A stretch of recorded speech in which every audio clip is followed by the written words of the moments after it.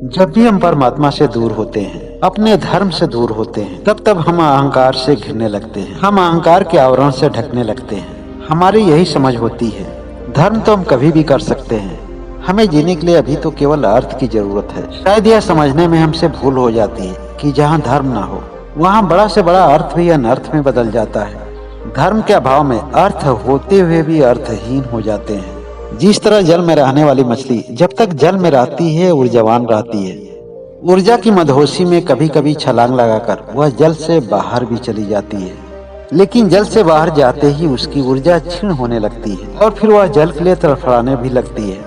उस मछली के अंदर तो इस बात की भी चेतना नहीं होती है कि जिस ऊर्जा की मदहोशी में वह जल से बाहर निकलकर तड़फड़ा रही है, उसी ऊर्जा के द्वारा वह जल में जाकर पुनः आनंदित भी हो सकती है। यही हाल हम सभी मनुष्यों का भी है।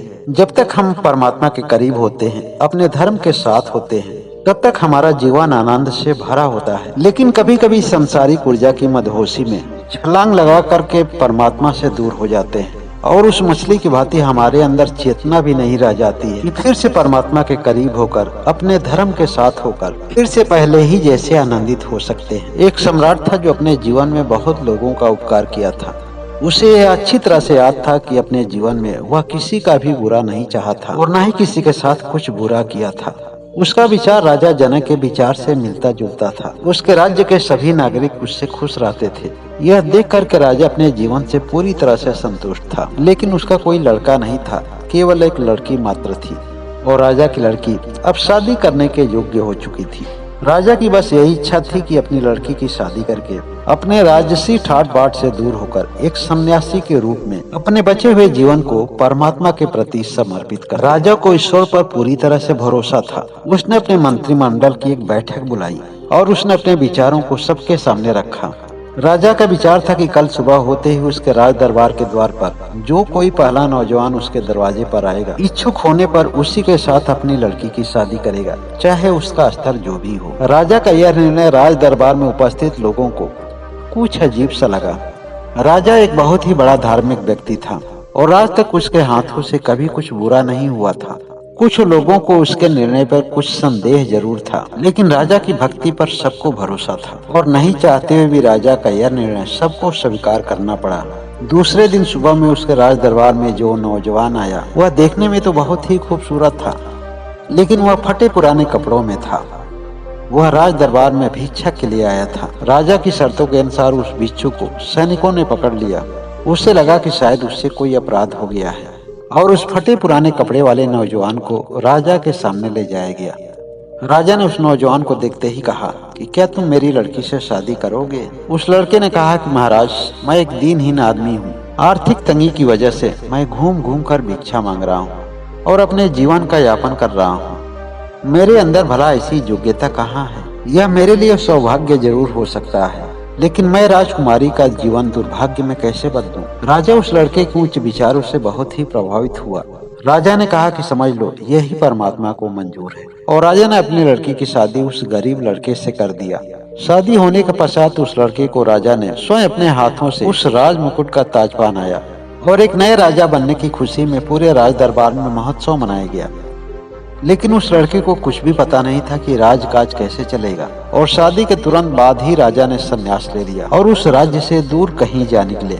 लेकिन वह लड़का देखने में जितना स्मार्ट था, उससे अधिक कहीं बुद्धि और विवेक से स्मार्ट था और बहुत ही कम समय में राज्य चलाने की सभी नीतियों को वह समझ गया। उसने बड़े ही निपुणता से उस राज्य के सभी बागडोरों को अपने हाथ में ले लिया। राजमहल के सभी पदाधिकारी और उस राज्य के सभी नागरिक अपने नए राजा को पाकर बड़ा ही खुश थे और अपने पुराने राजा को वह बार बार धन्यवाद दे रहे थे इस बात के लिए कि जो उन्होंने निर्णय लिया उस पर संदेह तो सभी लोगों का था, लेकिन परमात्मा पर उनके अटूट विश्वास को हम लोग पूरी तरह से समझने में सक्षम नहीं रहे। उस नए वाले राजा का एक विशेष कक्ष था जिसमें वह कुछ समय के लिए नियमित रूप से सुबह शाम जाता था। उस नए राजा के चेहरे पर एक अलग सी चमक थी। यह देख करके कोई भी अंदाजा लगा सकता था कि न उसके मन में किसी के प्रति ईर्ष्या थी, न किसी के प्रति द्वेष था, न उसके चेहरे पर अहंकार का भाव था और न ही छोटा बड़ा और ऊंच नीच में कोई भेदभाव रखता था। लेकिन जो उसने विशेष कक्ष बनाया था उसमें कोई भी प्रवेश नहीं कर सकता था। उसके विशेष कमरे में राजकुमारी भी नहीं जा सकती थी। हर किसी को उस कमरे में जाने के लिए प्रतिबंधित किया गया था। एक बार राजमहल के सभी कर्मचारियों को इस बात का संदेह हुआ कि हम लोग का नया राजा उस विशेष कमरे में क्यों जाता है। आखिर उस कमरे में ऐसा क्या रहस्य है जिसमें जाने पर सबको प्रतिबंध लगाया गया है। और यह संदेह वाली बात राजकुमारी के सामने रखा गया। सभी लोगों ने कहा कि केवल आप ही हैं कि जो इस संदेह के सत्य तक पहुंच सकती है। यह ठीक है और उचित है कि सबको जाने की मनाही है, लेकिन कम से कम आपको तो इस कमरे में जाने के लिए मना नहीं होना चाहिए, क्योंकि आप तो उनके हर रहस्यों को जानने के अधिकारी हैं। राजकुमारी ने सोचा कि शायद सभी लोग ठीक ही कह रहे हैं, हमें तो वास्तविक चीज जानना ही चाहिए। और उसने अपने पति और नए राजा से उस कमरे में जाने के लिए आग्रह की, लेकिन नए राजा ने अनुमति नहीं दिया और राजकुमारी उस विशेष कमरे में जबरदस्ती प्रवेश कर गई। उसने देखा वह कमरा बिल्कुल पूरी तरह से खाली है। उस कमरे में कुछ भी नहीं था। जो फटा पुराना कपड़ा पहनकर उस राज दरबार में वह आया था, केवल वही कपड़ा एक खूंटी पर लटक रहा था। राजकुमारी ने कहा, यह क्या है? उसने कहा कि मैं हर समय राजसी ठाट बाट में रहता हूँ, इतने बड़े राज्य का सम्राट बन चुका हूँ। उस माहौल में रहते रहते जब मेरे विचार भारी होने लगते हैं, प्रभावित होने लगते हैं, लगता है कि मेरे अंदर अहंकार ना हो जाए, इसलिए मैं सुबह शाम इस कमरे में आकर उस पुराने कपड़े को पहनकर अपने पुरानी शक्ल को देखता हूँ और मैं पुनः अपने आप को याद दिलाता हूँ कि मैं कौन हूँ। अक्सर यह देखा गया है कि जब संसारिक लोगों को अचानक कुछ आवश्यकता से अधिक मिल जाता है तो वह अपने पुराने स्वरूप को भूलकर अहंकार में पूरी तरह से डूब जाते हैं।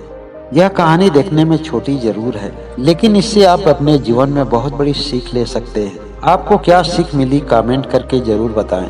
वीडियो अच्छी लगे तो लाइक करें और जो लोग अभी तक इस चैनल को सब्सक्राइब नहीं किए हैं वह सब्सक्राइब करके बेल आइकन की घंटी को जरूर दबा लें ताकि हमारी आने वाली नई वीडियो आप तक आसानी से पहुंच सके।